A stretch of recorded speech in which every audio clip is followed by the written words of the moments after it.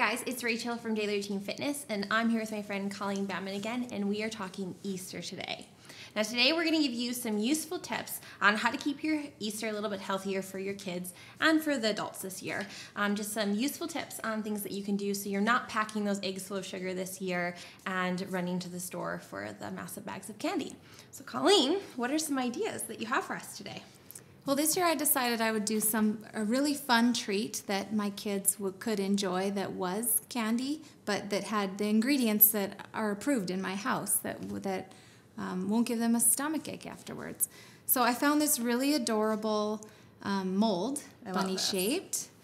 Yeah, and I made a mixture with peanut butter, but you could use any nut butter that you prefer.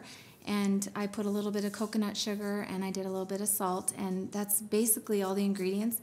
And I put them in the mold, put it in the freezer. An hour later, took them out and I melted chocolate and I dipped them in. And this is the result.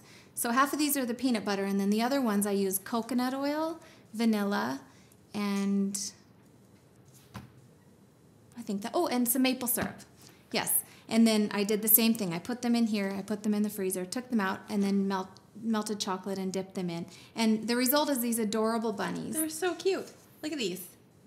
Yeah, they're really fun. And the best part is, if you put that in there, they actually fit in the eggs. Oh, so perfect. What a fun treat. It's chocolate. It's the traditional. If you really want your kids to open them up and have something yummy to stuff in their face, this is a really fun and good option. One thing that we've done in our home to avoid the chocolate being the main event of the Easter holiday, obviously we know it's not about the eggs, but because that's part of the fun tradition thing that is enjoyable to do when you have children, we've come up with other things. Now I have teenagers, so some of my eggs have to be filled with coins, even sometimes a bill, and that gets the teenagers running. And I hide those really hard to find so that those teenagers go away from the obvious ones on the grass that are for the younger kids. And I thought it would be fun for us to just pop some of these open and see some cute ideas of things that are not edible.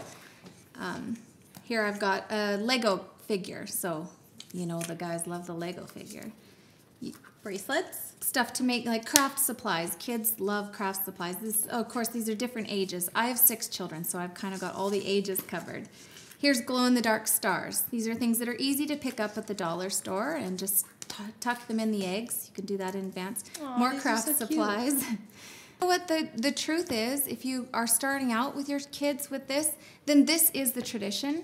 And in our family, we just try to steer the traditions away from being about what you see on the center aisle of Walmart over the holidays. It's all about this cheap sugar that you can feed your kids that's, you know, in the package for the holiday. So we try to steer away from that and make fun traditions that have healthy options and that aren't about the sugar. Tell us about these little options that you have in here. Yeah, well, I was thinking these could either be in an Easter basket. They're just dried apples. And, you know, there's nothing else in it. There's dried apple, 100% freeze-dried apples. These are fun. They're crunchy. Kids love them. These have Mickey on them, so you can't go wrong. But they could also be something that's tucked in here. In my kids' eggs, I put raisins. I put different nuts that they like. But, yeah, something like this is another thing I might tuck in here or I might put in a basket. I love the ideas that you've given us today, and I think that this is for sure going to help us have way more of a happy and healthy Easter with our kids. So thanks, Colleen.